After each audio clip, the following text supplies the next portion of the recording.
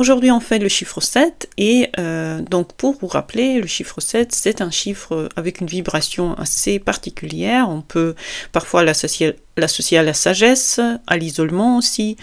On peut l'associer à la spiritualité, une certaine forme de spiritualité. Donc ici, on va faire bien sûr les chiffres des maisons, pas encore les chiffres de naissance. Mais c'est vrai que parfois, on peut aussi regarder le chiffre 7 ou le chiffre en général comme des messages, les messages par rapport aussi à votre chemin de vie. Si votre date fait un 7 à la fin, pourquoi pas, vous pouvez aussi l'associer à ça. Mais ici, on va plutôt se concentrer sur si vous habitez un 7, ou si vous avez un 7 dans le chiffre de votre maison, ou dans le chiffre de la plaque de votre voiture, par exemple. Donc, le chiffre 7, c'est le chiffre de la recherche. Il cherche un sens, il cherche une idée, il cherche un but quelque part à son existence, la vérité aussi, la compréhension des choses, et il est en recherche permanente, c'est-à-dire il n'aime pas les réponses superficielles aux choses, il essaie vraiment d'aller très en profondeur. C'est pour ça qu'à quelque part c'est un chiffre spirituel et profond.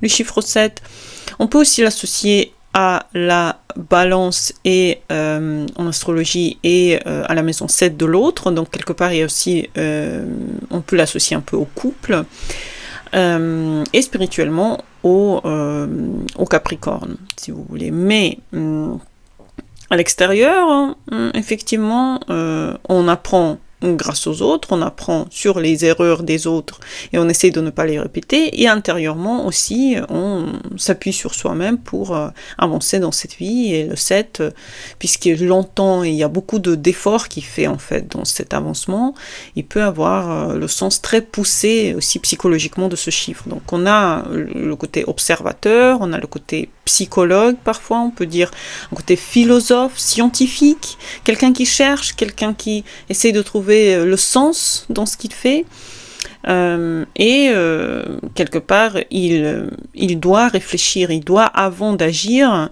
essayer de trouver le moyen de comprendre où il va, observer le comportement humain. Il doit aimer apprendre et quelque part rechercher ce calme pour comprendre les choses, pour être un petit peu avec lui-même. Donc effectivement, il y a des pièges dans le 7, comme l'ombre.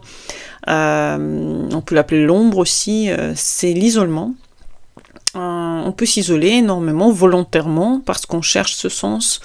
On peut avoir des doutes, on peut être sceptique par rapport aux choses, et cela peut nous amener aussi vers une certaine forme de ne pas lâcher prise à chaque fois, de ne pas croire que tout va bien se passer, puisque on pense que les choses vont se passer exactement dans le contraire de ce qu'on veut. L'analyse excessive des choses, cela mène aussi la peur à faire confiance ensuite. Difficulté à montrer ses émotions. Le 7, il est compliqué qu'en chiffres, et ça va se voir aussi dans la maison dans laquelle la personne va vivre. Donc les gens qui ont vécu avec un chiffre 7 dans la maison, ou le chiffre ou par exemple 25 qui fait 7, donc aujourd'hui on va faire chaque des chiffres comme ça, on va voir une certaine forme de bizarrerie dans cet environnement. Mais bon, tous ceux qui vont dans le nord vers le 7, tous ceux qui vont vers la maison 7, la balance, pourquoi pas, ça peut être intéressant pour eux d'avoir ce chiffre effectivement dans leur arsenal, choisir une maison qui a un 7, ou les gens qui essayent de effectivement aller dans leur évolution et comprendre ce que c'est en fait le chiffre 7. Donc on va commencer par le chiffre 7 pur. Donc il y a juste le 7. Si vous habitez un 7, c'est très calme, c'est très magique, idéal en fait si vous voulez écrire, méditer, être en contact avec vous-même, être seul, étudier, faire de la recherche dans laquelle vous avez besoin de solitude, développer votre intuition. C'est une super maison pour des thérapeutes, des chercheurs, des gens qui sont dans l'enseignement, des astrologues aussi, des écrivains, des personnes qui ont besoin de concentration permanente de leur cerveau pour ne pas perdre quelque part le fil conducteur. Bien sûr, le risque c'est de se couper progressivement du monde et devenir complètement seul, mais si vous aimez ça, si votre but de vie est dedans, d'ailleurs si vous allez aussi vers le Sagittaire, qui sait, vers le poisson, vers la balance, dans le cas du contact intellectuel avec la chose, pourquoi pas, ça peut être intéressant.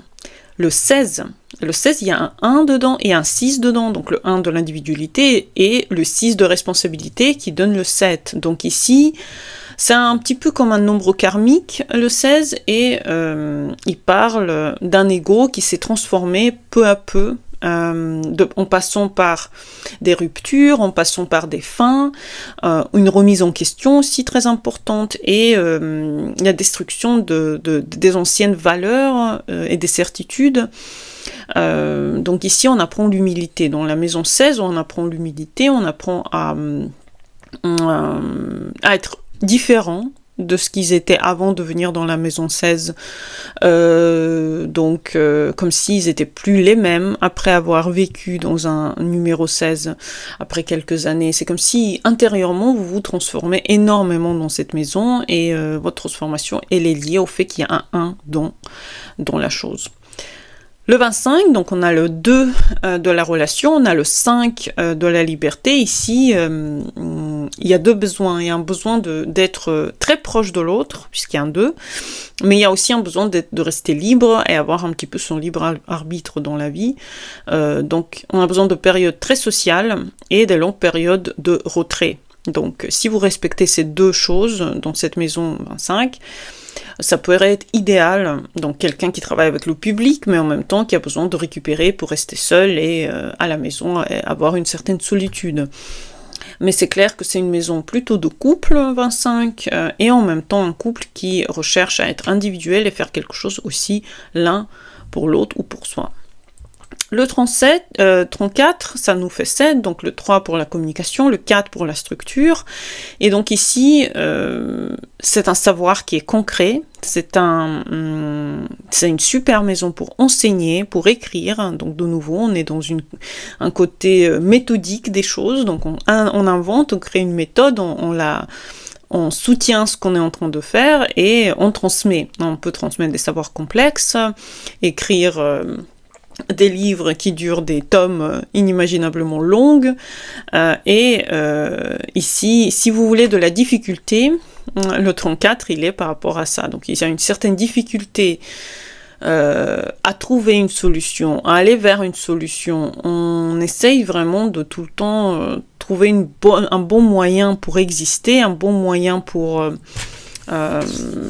faire les choses correctement. Ça peut être une très bonne maison pour les études, une très bonne maison pour avancer dans sa vie et faire quelque chose de concret pour bien structurer notre forme d'apprentissage aussi. C'est une super maison pour ça, mais c'est complexe. Donc, si vous voulez une certaine complexité dans votre vie, vivez un 34. 43, donc c'est 4 pour donc cette forme de stabilité, et le 3 pour la créativité qui forme 7. Donc ici, on est plutôt dans... c'est la structure qui précède l'expression. On a le 4 d'abord, donc ici, on a plutôt la construction des choses avant de montrer le résultat. On prépare longtemps avant d'agir, on est un peu plus lent qu'en 34 et on essaye de trouver la perfection avant de se lancer. Donc c'est vrai que ça peut être une forme de quelque chose de statique avant d'arriver à un certain résultat, pas forcément rapide. Donc si vous savez que vous avez besoin de plus de rapidité, n'allez pas habiter un 43, vous allez prendre beaucoup de temps. Mais si vous avez besoin de temps et si vous êtes quelqu'un qui aime que les choses soient lentes, au 43, pourquoi pas, ça peut vous donner ça. Le 52, on a le 5 pour la liberté, le 2 pour la relation. Le conflit ici peut exister, puisque ça commence par un 5. Donc ça peut être une partie de notre vie ensemble on voyage, une autre partie on construit une relation stable, et on a les deux qui fonctionnent en harmonie, parce que ici il y a beaucoup de changements dans la vie, des déménagements possibles, des changements de mode de vie. Il faut absolument apprendre la liberté ici et s'engager pour pouvoir coexister tout en respectant comment est l'autre et comment l'autre veut être aussi dans la relation, puisque ça commence par un 5, ça commence par la liberté, pas par la relation. Donc pour former une bonne relation, on a besoin de savoir comment vivre dans une liberté psychologique pour que chacun dans le couple puisse s'épanouir. Le 61, donc on a le 6 pour la responsabilité, le 1 pour l'individualité. Ça commence par le 6, donc ici, le devoir. Le devoir qui rencontre cette affirmation personnelle du 1, et souvent cette vibration, effectivement, elle oblige à choisir entre faire plaisir ou suivre son propre chemin. Et il faut poser des limites quelque part, il faut savoir dire combien de choses je fais, parce que ça commence par le 6, donc il y a plus de responsabilités, et combien de choses je fais pour moi-même, combien de choses je fais pour les autres, combien de choses je fais pour moi. Donc le 61, c'est assez compliqué, mais c'est intéressant pour les gens qui veulent en même temps avoir une famille et en même temps, par exemple, construire un business. Tout en sachant que ça se termine par le 7 quand même. Le 70, ça fait 7 plus amplifié par le 0, donc ici, la recherche intérieure devient extrêmement puissante et c'est une maison idéale pour la retraite spirituelle, idéale pour les études, pour la méditation, pour les chercheurs dans le développement personnel par exemple, et si vous voulez complètement vous fermer du monde, habitez un 70. L'isolation vous est garantie et vous allez devenir de moins en moins ouvert au monde et de plus en plus connecté à vos émotions. Donc, si ça vous fait du mal, vos propres émotions, faites attention parce que ça peut effectivement donner des excès. 79, il y a le 7 pour la sagesse et il y a le 9 pour l'accomplissement. Donc ici, vraiment, c'est la transmission. Ici, on partage ce que l'on a appris, on essaye de faire transmettre nos informations aux autres. Donc l'enseignement, le fait d'écrire un livre, d'accompagner les autres. Mais faites attention parce que c'est une maison tout de même qui va pousser à une très grande concentration sur ce qu'on sait déjà. Donc, n'attendez pas non plus que vous compreniez tout pour transmettre. Essayez de transmettre tout de suite et au fur et à mesure de votre expérience, vous allez voir que la connaissance, elle vient aussi, elle ne s'arrête jamais. 88, ça fait 7 et c'est 2 fois le pouvoir. Le 88, c'est un maître nombre, il est associé à la puissance matérielle. C'est une capacité à construire une grande échelle, beaucoup d'argent, et comme il est réduit à 7, il rappelle une leçon essentielle, c'est que le véritable pouvoir, finalement, c'est celui qui n'a pas de valeur que s'il est guidé par quelque chose de spirituel. La spiritualité doit faire partie de votre chemin, même s'il est matériel. Donc c'est une maison de réussite financière, c'est une maison finalement de responsabilité très importante, de changement très important, de transformation et d'influence. Donc si vous voulez beaucoup de choses à faire, une image à garder, beaucoup de responsabilités face aussi au monde matériel, choisissez cette maison. Si vous allez vers le Scorpion aussi, pourquoi pas. Et faites attention, contrôle excessif parce que ça peut donner ça, et à la pression permanente qui peut venir de ces deux chiffres qui se mettent ensemble, le 8 et le 8 ensemble, ça nous fait énormément de pression. Donc le défi ici, c'est quelque part de ne pas laisser notre réussite extérieure quelque part étouffer la vie intérieure, et ne vivre que par les choses qu'on réussit à avoir à l'extérieurement.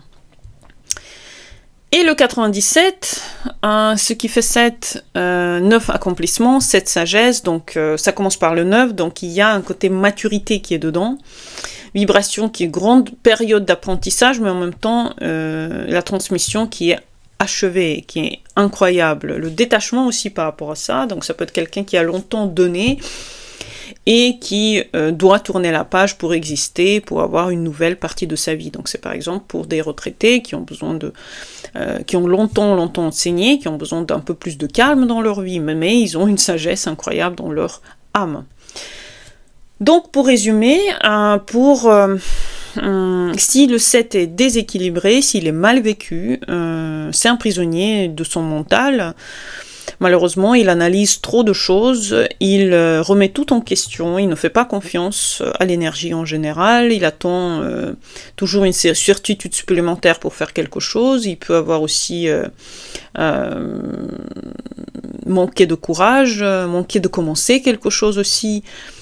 Mais si le 7 marche bien, et si vous voulez le choisir en tant que chiffre qui va vous mener vers des nouvelles sensations de votre vie, choisissez ce chiffre. Si vous écrivez, si vous avez besoin de faire des recherches, d'être dans des états méditatifs, enseignés, si vous avez besoin de calme, si vous allez vers la maison 7 ou la balance ou le poisson ou la maison 12, ça peut vous donner, ou le sagittaire aussi, qui cherche aussi une certaine forme d'isolation pour partager. Mais si vous souffrez trop d'isolement, si vous ruminez beaucoup, si vous avez ce côté de réfléchir trop à la chose et c'est pas une maison pour vous, c'est pas une maison dynamique comme ça, donc il vous faut quelque chose d'autre. J'espère que vous avez aimé cette vidéo, à bientôt pour les nouvelles, bonne journée à vous et au revoir.